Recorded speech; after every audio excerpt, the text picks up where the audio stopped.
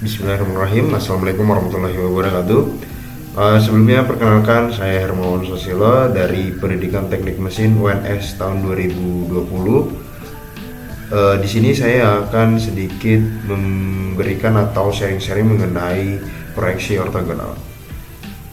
Baik, selanjutnya yaitu ada capaian pembelajaran. Nah, di sini ada dua capaian pembelajaran yang akan kita tuju nantinya. Yang pertama yaitu peserta didik diharapkan mampu memahami pengertian dan jenis proyeksi ortogonal. Lalu yang kedua, peserta didik diharapkan mampu memahami pengertian dan jenis-jenis proyeksi ortogonal. Oke, selanjutnya sebelum kita masuk ke proyeksi ortogonal, penting sekali kita untuk mengetahui apa sih proyeksi ortogonal itu. Baik, di sini menurut saya proyeksi ortogonal adalah proyeksi dua dimensi yang menggambarkan benda tiga dimensi pada bidang datar dengan cara memproyeksikan setiap sisi benda dari arah tegak lurus bidang gambar. Jadi di sini bisa dibilang kita diperlihatkan benda tiga dimensi dengan gambar dua dimensi nantinya. Oke, nah manfaatnya apa sih Pak? Nah, manfaatnya itu nanti seseorang dapat melihat objek dari berbagai sisi dan sudut pandang yang berbeda, sehingga memudahkan dalam memahami karakteristik objek tersebut. Atau dalam job sheet kalian akan lebih paham melihat benda-benda detailnya nanti tiga dimensinya seperti apa. Oke, selanjutnya kita akan membahas mengenai macam-macam pandangan. Di sini kita akan membahas 5 macam pandangan. Yang pertama yaitu penentuan pandangan, lalu kedua pemilihan pandangan, yang ketiga pandangan tambahan atau khusus, yang keempat pandangan sebagian, yang kelima pandangan detail. Oke, langsung saja kita menuju penentuan pandangan. Yang pertama adalah proses memilih arah pandangan atau posisi pengamat terhadap objek tiga dimensi yang akan diproyeksikan ke bidang dua dimensi. Beberapa pandangan umum yang digunakan dalam proyeksi ortogonal melibatkan pemilihan sumbu proyeksi utama. Ada 3 pandangan utama nih yang biasanya digunakan, yaitu pandangan depan atau front view, lalu ada pandangan samping atau side view, dan yang terakhir ada pandangan atas. Untuk pandangan samping biasanya pada proyeksi ortogonal menggunakan pandangan samping sebelah kanan.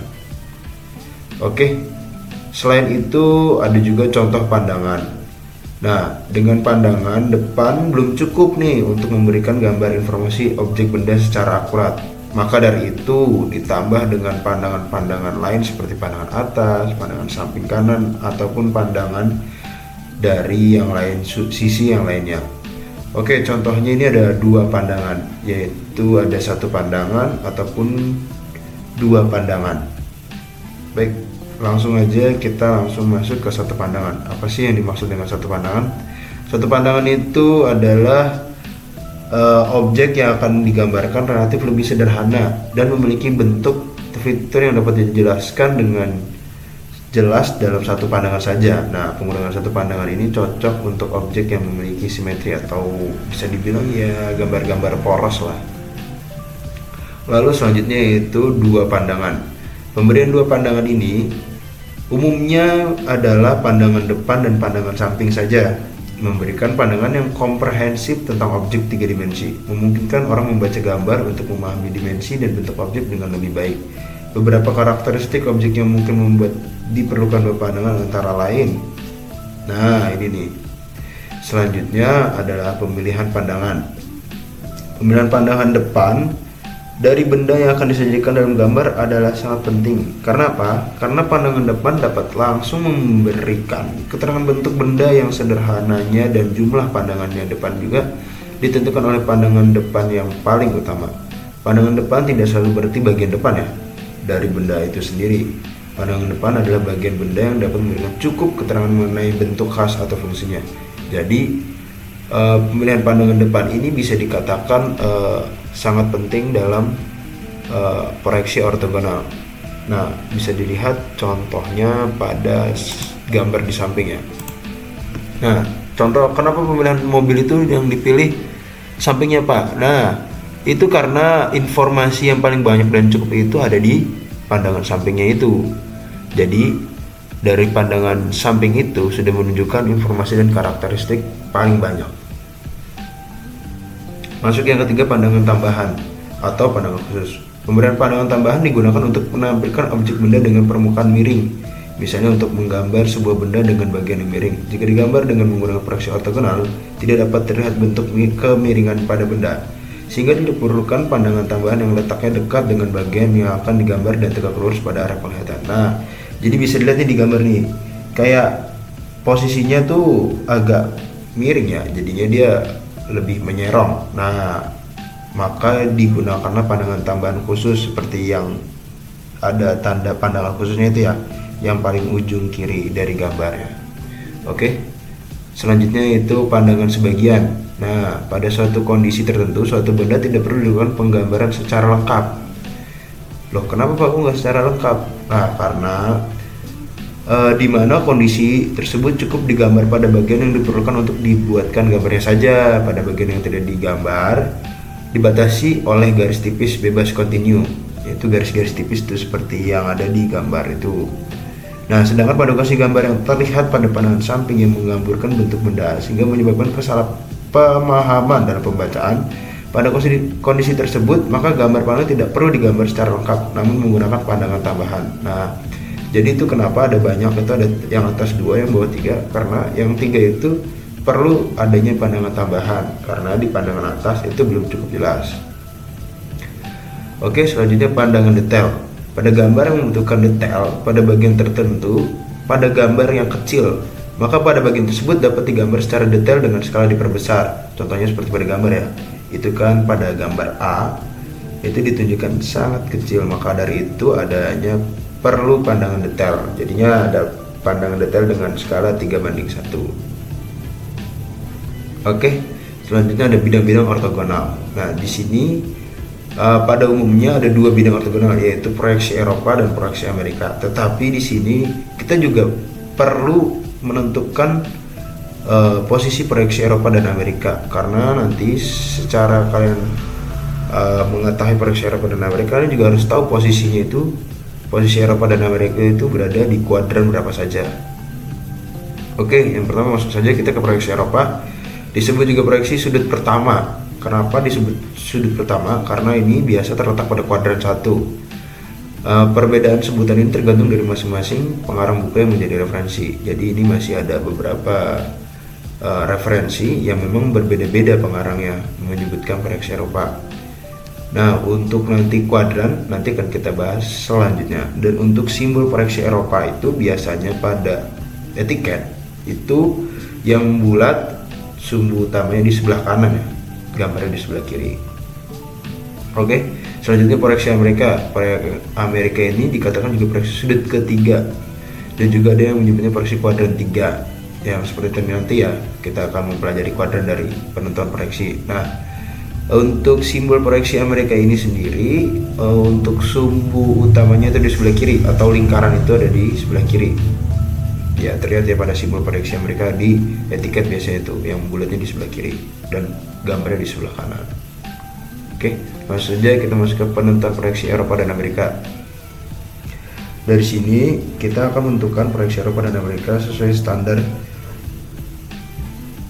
Nah, untuk kedua proyeksi Eropa dan Amerika diberi nama khusus sesuai standar untuk membedakannya, sedangkan untuk keseragaman ISO, gambar sebaiknya digambar menurut proyeksi Eropa, sehingga dalam sebuah gambar tidak diperkenankan terdapat gambar dengan menggunakan kedua proyeksi secara bersamaan. Simbol proyeksi ditempatkan dalam etiket gambar. Nah, bisa dilihat dalam gambar 7.23 itu ya, itu di situ terdapat sumbu utamanya yang lingkar dan gambarnya itu yang atas dan bawah. Untuk proyeksi Eropa itu ada di atas, dan untuk proyeksi Amerika tadi di bawah. Dan itu ada penjelasannya, ada keterangan mengenai kuadran pertama, kuadran kedua, dan kuadran ketiga, dan seterusnya.